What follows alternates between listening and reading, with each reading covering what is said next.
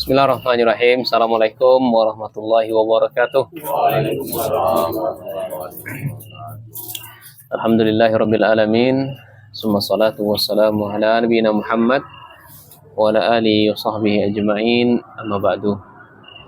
Alhamdulillah rekan-rekan semuanya, Kak Helmi, Pak Ade, Bu Mer, Kak Nanang, semuanya, Mas Hamdi, barakallahu fikum jami'an.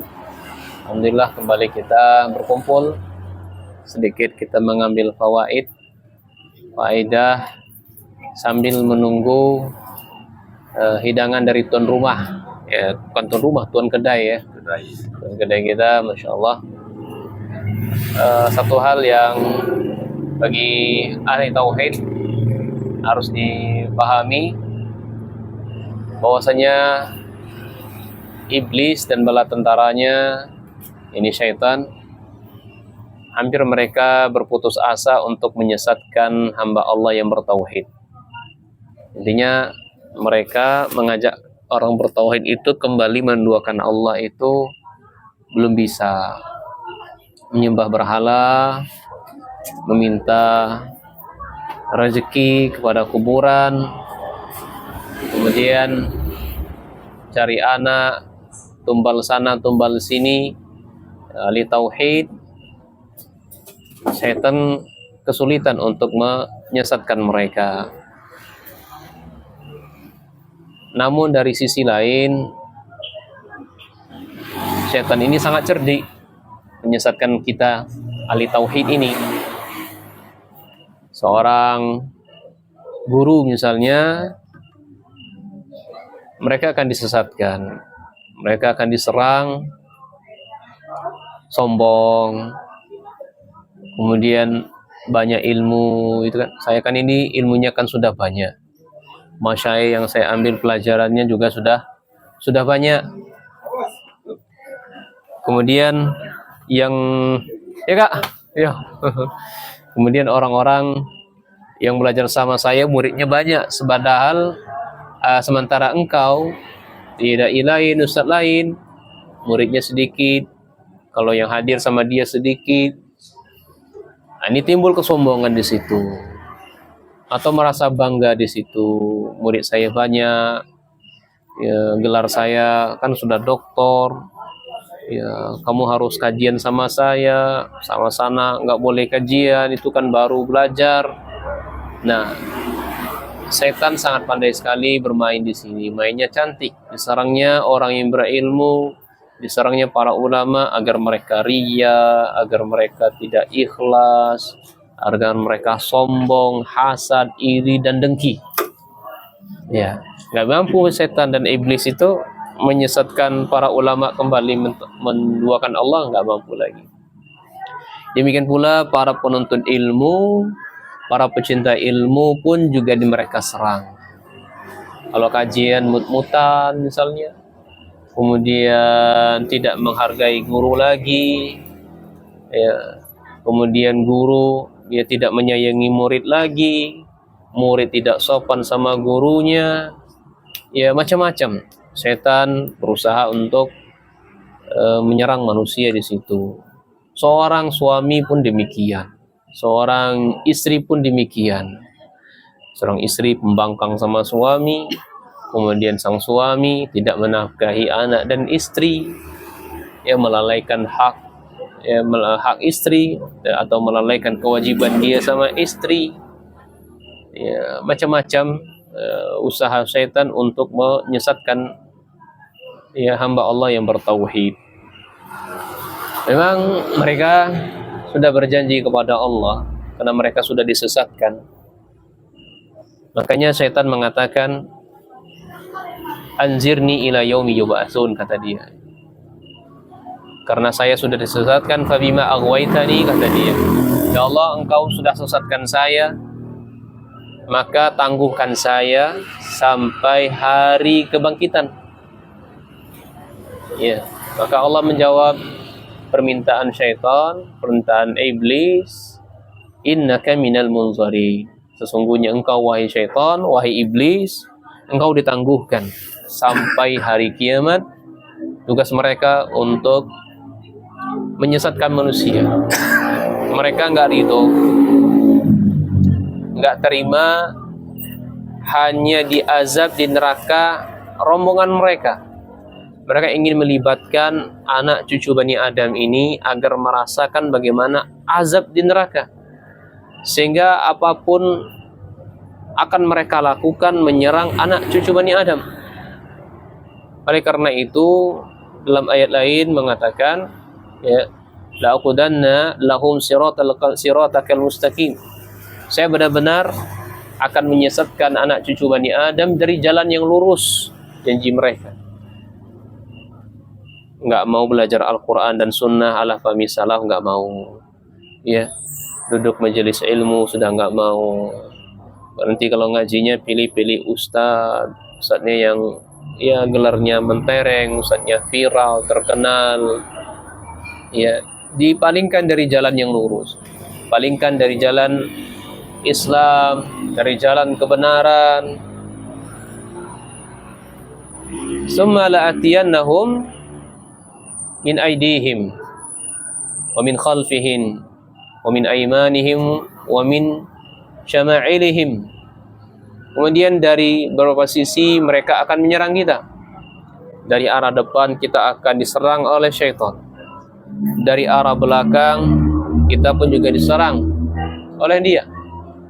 Samping kanan, samping kiri kita pun juga akan diserang oleh syaitan.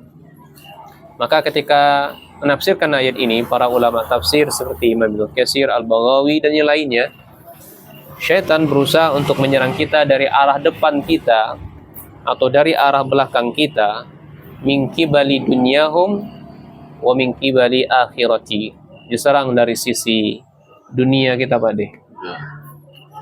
Kita diserang juga dari sisi akhirat. Kalau di sisi dunia, Pak De, Pak De sekarang kan jual apa nih? Jual kelapa nih. Pak De akan diserang oleh syaitan. Ini Pak, untuk contoh aja Pak De ya. Ya. Pak De akan diserang oleh syaitan mulai dari jam 2 pagi sampai jam 2 pagi lagi. Itu kelapa terus. Ketika azan berkumandang, dianggap angin lalu saja. Iya. Jadi dunia itu benar-benar Pak De disibukkan dengan dunia. Rezeki tambah terus. Dapat mobil 1, nambah mobil 2 Pak De. Nambah mobil 3. Dapat mobil ini tambah lagi rumah 1, rumah 2. Kemudian bisnisnya dari sekarang 1 cabang tambah 2 cabang, tambah 3 cabang, banyak cabangnya. Benar-benar dihiasi dunia ini oleh syaitan. Dibuat hijau, enak, lezat dirasakan.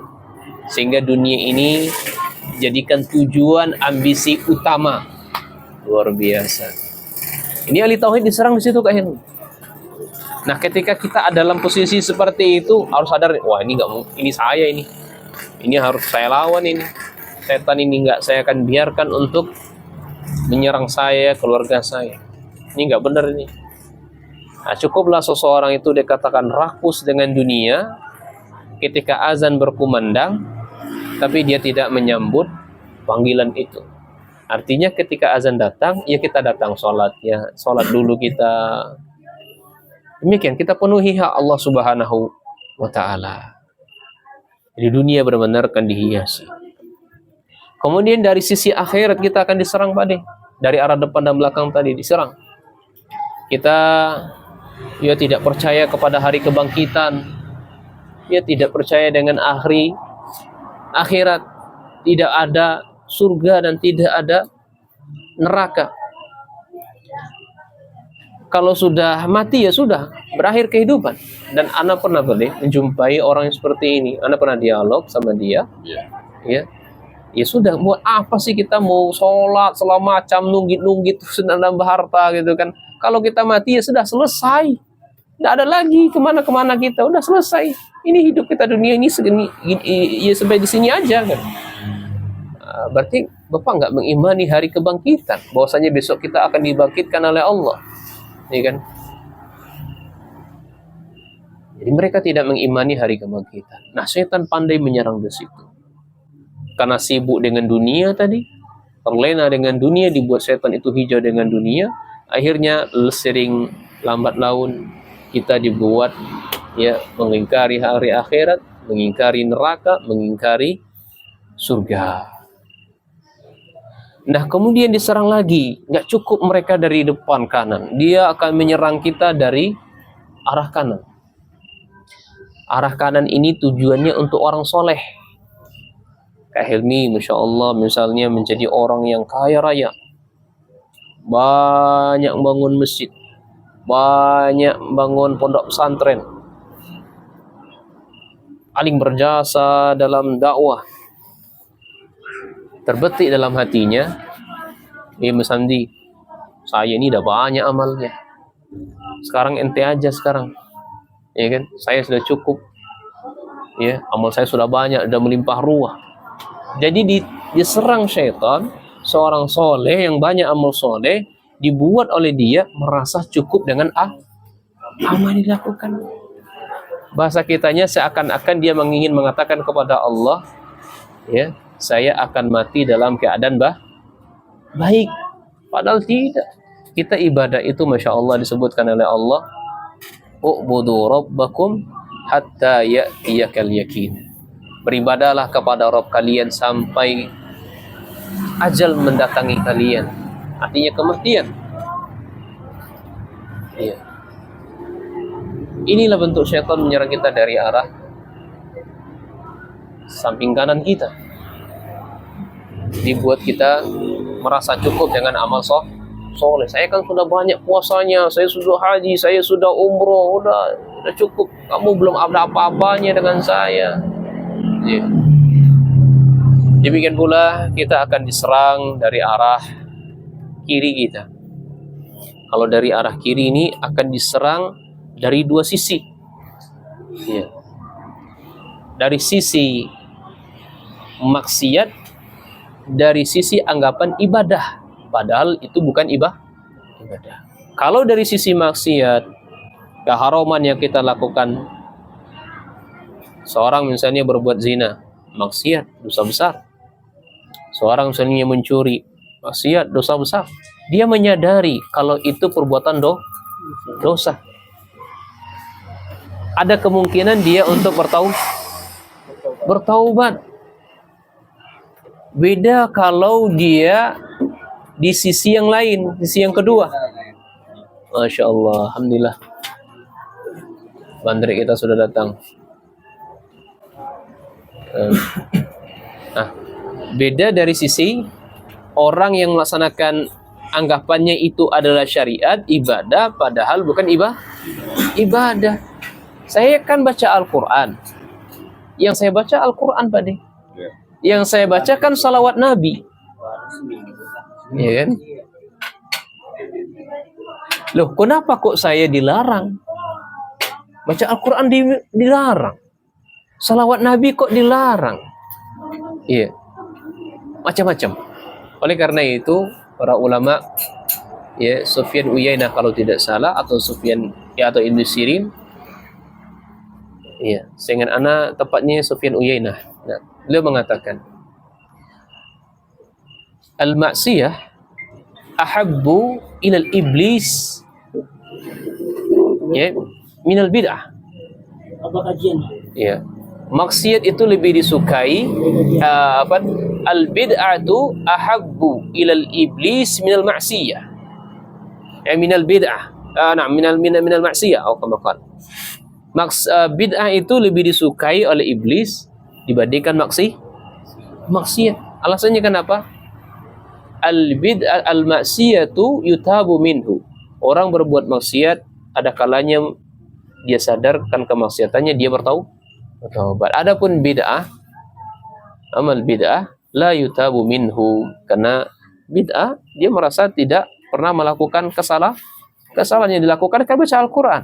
Jadi nggak ada harapan saya untuk bertaubat. Makanya benar sabda Nabi SAW, taubatnya ahli bid'ah itu dihalangi oleh Allah Subhanahu wa taala dalam hadis yang hasan kalau tidak salah. Ya. Oleh karena itu, orang yang ahli tauhid sangat kesulitan mereka menyesatkan manusia untuk menduakan Allah, tapi sangat besar kemungkinan mereka menyerang kita dari sisi depan, belakang, kanan, dan kiri. Yang akan selamat dari mereka, dari serangan iblis ini atau bala tentaranya adalah ya illa minhum, dalam sebuah ayat dikatakan minal mukhlisin. Yang akan selamat dari mereka adalah hamba Allah yang benar-benar ketika ibadah benar-benar tulus, ya, benar-benar ikhlas untuk Allah Subhanahu wa taala. Inilah hamba-hamba Allah yang diselamatkan dari iblis dan bala tentaranya. Wabillahi taufik, semoga bermanfaat untuk kita sebagai bekal dalam jalan dakwah kita yang hak ini. Karena dakwah kita ini masih sangat panjang, masih sangat dini, maka butuh kita untuk memupuk iman kita terus. Karena bagaimanapun setan akan berusaha menyerang kita. Pak D sebagai ketua dan Mas Hamdi sebagai sekjen dan kita semua sebagai anggota akan diserang. Malas untuk ngaji, malas untuk menghadiri, malas kita untuk berbuat sosial, berbuat kebaikan. Pada Allah Subhanahu wa taala memintakan wasari'u ila maghfiratin mir rabbikum wa jannatin arduha as-samawati wal ardh u'iddat lil muttaqin. Kita bersegera untuk mencari ampunan Allah atau wasabiquna bil khair. Ya, kita bergegas menyongsong amal kebaikan. Badiru bil a'mal, ya, segera untuk kita beramal soleh. Wabillahi taufik, subhanakallah bihamdika, asyhadu an la ilaha illa anta astaghfiruka wa atubu ilaik.